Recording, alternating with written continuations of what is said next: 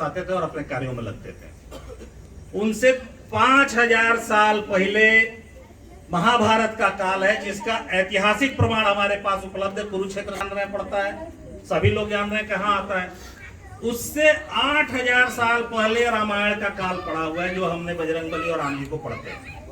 कुछ साजिशों के तहत कुछ लोगों ने, कुछ इतिहासकारों में वापत्ति इतिहासकारों ने हमें अपनी संस्कृति पे घमंड ना हो पाए, हमारी आने वाली पीढ़ियां अपनी सांस्कृतिक विरासत को ना जान पाए, उसको तहस नहस करने के लिए उन्होंने राम सेतु को काल्पनिक बोल दिया। ठीक कि राम सेतु काल्पनिक है, ऐसा कुछ था ही नहीं, वो तो पत्थर की एक वो है चल रही है। नासा ने अपने सैटेलाइट से फोटो खींची और बताया कि नहीं ये राम सेतु है, ये पत्थर जो जमाए हुए हैं ये प्राकृतिक रूप से नहीं जमाए हुए हैं, हाथ से जमाया हुआ ये पत्थर है। अब नासा की सर्टिफिकेशन सब मानेंगे कि भाई अमेरिका की अंतरिक्ष एजेंसी है, वो सैटेलाइट से फोटो खींच के देती है। अभी आपने एक लाइन गाया, युग सहस्त्र योजन तल पर भानु। 15 लाख, एक युग 15 लाख का होता है। 15 लाख किलोमीटर नहीं, 15,000 लाख किलोमीटर पे सूर्य, भानु मीन सूर्य। ये तुलसीदास, गोस्वामी तुलसीदास ने लिखा, बनारस के तुलसी घाट पे बैठ के, युग सहस्त्र योजन फल भानु, पियो लाहि मधुर फल जानो। फल समझ के गए, खा गए, लेकिन जो दूरी उन्होंने बताई 15 लाख करोड़ किलोमीटर, उसको 1930 में नासा बनी और 56 में बताया कि हाँ सूर्य की दूरी इतनी है। ये फैक्ट है, आप लोग चेक करिए। ना कोई सैटेलाइट था, ना कोई ज्ञान था, लेकिन साइंटिफिकली कौन करेक्ट था? तुलसीदास जी ने कैसे लिख दिया उसको, इतनी दूरी पे था। एक सिंपल एग्जांपल और आप लोगों को देता हूं। आप शुरू से पढ़े होंगे कि हाँ ओम, सृष्टि की रचना किसने की? ब्रह्मा विष्णु महेश ने। ब्रह्मा विष्णु महेश से भी बड़ा कौन? तो ओम। ओम ऐसा है जो हर जगह उपस्थित है। अब आप साइंस देखिए, बहुत सारे साइंस के विद्यार्थी भी हमारे पास बैठे होंगे, 7वीं 8वीं 10वीं में आप भी जाएंगे तो फिजिक्स केमिस्ट्री पढ़ने लगेंगे। तो कोई भी चीज कैसे होती है? तो परमाणु से बनती है। परमाणु के अंदर क्या होता है? तो proton, neutron, electron, Brahma Vishnu Mahesh. और ब्रह्मा विष्णु महेश के भी अंदर अभी 10 साल पहले सारे साइंटिस्टों ने खोजा कि गॉड पार्टिकल होता है। उस पार्टिकल से प्रोटॉन भी बनता है, न्यूट्रॉन भी बनता है, इलेक्ट्रॉन भी बनता है, और सृष्टि की जो सारी चीजें हैं ये गॉड पार्टिकल से बनी हुई है।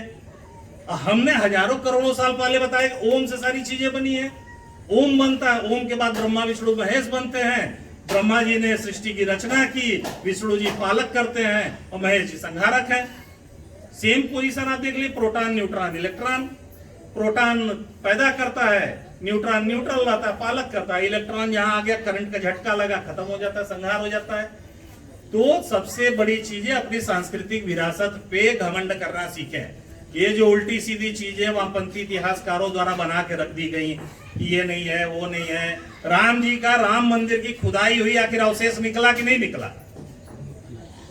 आज और सुनिए, अपने सनातन और अपने धर्म को पकड़ के रहने का लाभ ये है कि सब लोग आज की डेट में टीवी में देख रहे हैं अफगानिस्तान।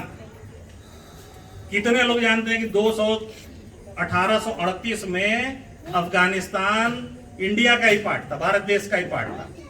वहां हिंदू बाहुल्य क्षेत्र था। पंजाब, सिंध, बलूचिस्तान, ये सारे हिंदू बाहुल्य क्षेत्र थे। धीरे धीरे धीरे धीरे कन्वर्जन होते हुए कोई तलवार के दम पे टूट गए, कोई लोभ लालच में टूट गए, कुछ लोगों ने अपना धर्म छोड़ा। धर्म छोड़ने का भी परिणाम क्या है? धर्म छोड़ के आप कन्वर्ट हो गए तलवार की नोक पे मुसलमान, आज की डेट में फिर छोड़ के भाग के आ रहे हैं हिंदुस्तान। तो धर्म जिस समय आज की डेट में तालिबान जो कर रहा है वहां के अपने नागरिकों के ऊपर, इससे विभत्स पोजीशन हमारे यहाँ मुगल सल्तनत में 9वीं शताब्दी से लेके और 16वीं शताब्दी तक काटा गया। गुरु गोविंद सिंह को पढ़िए, उनके चारों बच्चों को छिलवा दिया गया। बंदा बैरागी की खाल जिंदा उतार ली गई। कुछ लोगों को तेल के कड़ाहों में तैराया गया, कुछ लोग आरी से काटा गया। फिर भी हमारे पूर्वज अपना धर्म नहीं छोड़े। आज हम हिंदू हैं तो इसमें कहीं न कहीं हमारा कोई योगदान नहीं है, लेकिन हमारी 10वीं पीढ़ी, 12वीं पीढ़ी जो जिस जमाने में रही होगी, कहीं न कहीं से तो हम आए हैं। कोई हमारा पूर्वज तो रहा होगा, और उन्होंने उतनी प्रताड़ना झेलने के बाद भी अपना धर्म नहीं चेंज किया। और जब उतनी प्रताड़ना झेल के हम आ गए तो आज तो डेमोक्रेटिक कंट्री है, हिंदुस्तान एक मजबूत राष्ट्र है। फिर हम छोटे मोटे लोभ लालच में पड़ के अपना धर्म क्यों चेंज करने जाएं। और धर्म बदलने से क्या होता है, धर्म बदलने से आप क्या उस धर्म में अडॉप्ट हो जाते हैं, या उसकी संस्कृति आ जाएगी, एक ब्लड लाइन आती है, एक जेनेटिक्स आती है, एक जीन से आती है। जब आपको सनातन की जीन्स लिख के भेजी गई है, आप कितना भी बदल लो नहीं बदल पाओगे। आप यहाँ पे आएंगे, यहाँ का मुसलमान होता है पाकिस्तान जाता है उसको मुहाजिर बोल देते हैं। यहाँ का मुसलमान अभी मक्का मदीना जाएगा उनको दूसरे लाइन में खड़ा किया जाता है। वो हिंदू से ही तो कन्वर्टेड है कहीं ना कहीं।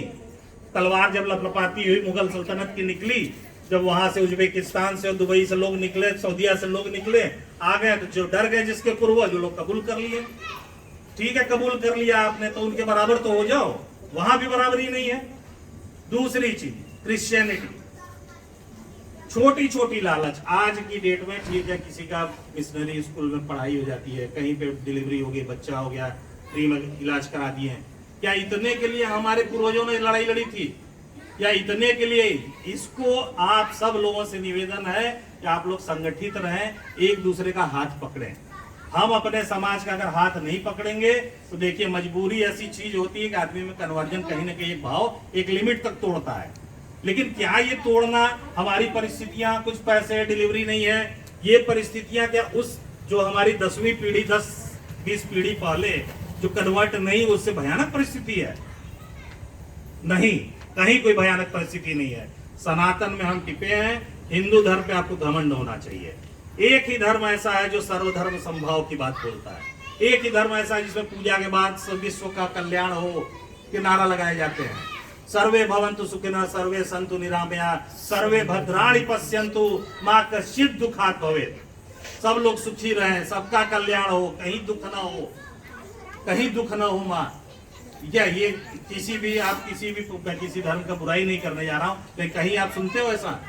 मात्र आपका हिंदू धर्म है जो सर्वधर्म संभाव विश्व कल्याण की भावना के साथ चलता है। हमें अपने धर्म पे, अपने जड़ों पे टिके रहना होगा। और विषय बहुत लंबा है, सारे बच्चों से निवेदन रह गया, अभी माताएं बहनें हैं, सबको घर जाने की जल्दी होगी, लेकिन कृष्णकांत भाई से निवेदन करूंगा आप लोग एक दिन 2 घंटे का टाइम लेकर बैठे। आपको चंद्रगुप्त विक्रमादित्य, आप सोचिए विक्रमादित्य की सीमाएं कहाँ थी? ईरान भी हिंदुस्तान में होता था, अफगानिस्तान, ईरान, और इधर की ओर आप आइए तो पूरा श्रीलंका मिलाए हुए आती थी वो हमारी सीमाएं। चंद्रगुप्त विक्रमादित्य, आप चाणक्य सीरियल आता है अभी देख लो, या यूट्यूब पे आप सर्च करो, चाणक्य ने उतनी बड़ी सीमाएं बनाई। बिंदुसार उनका पुत्र, आज से नहीं झेला, सिर्फ मुगलों को नहीं झेला हमने। बिंदुसार के पुत्र थे सम्राट अशोक, वैसा चक्रवर्ती सम्राट पूरे विश्व में नहीं हुआ जिसकी सीमाएं समुद्र में जाके केवल रुकी, उसके आगे जमीन ही नहीं थी जिसको जीत पाए। सब जीत गया, सब अखंड भारत का वही नक्शा आज हम उसको लेके चलते हैं कि इस अखंड भारत को हमें वो करना है। लेकिन पाटलिपुत्र के युद्ध में भीषण रक्तपात हुआ, कहीं से कुछ प्रतिभ्रम हुआ होगा, सम्राट अशोक ने बौद्ध धर्म कबूल कर लिया। सबसे पहला कन्वर्जन का केस बताता हूँ। सबसे पहला कन्वर्जन जो भारत देश में हुआ वो चंद्रगुप्त मौर्य सम्राट अशोक ने बौद्ध धर्म को कबूल कर लिया। बुद्धम शरणम गच्छामि, अहिंसा होनी चाहिए, शांति का पाठ होना चाहिए, कहीं किसी को मारना नहीं है, सबका वो कल्याण। वो प्रभावित हो गया होगा, उसने इतने लोग, इतनी नदी बहा दी थी खून की कि वो सब द्रवित हुआ, कन्वर्ट हो गया। लेकिन वही बौद्ध धर्म 2 और 3 पीढ़ियां आने के बाद इतना कट्टर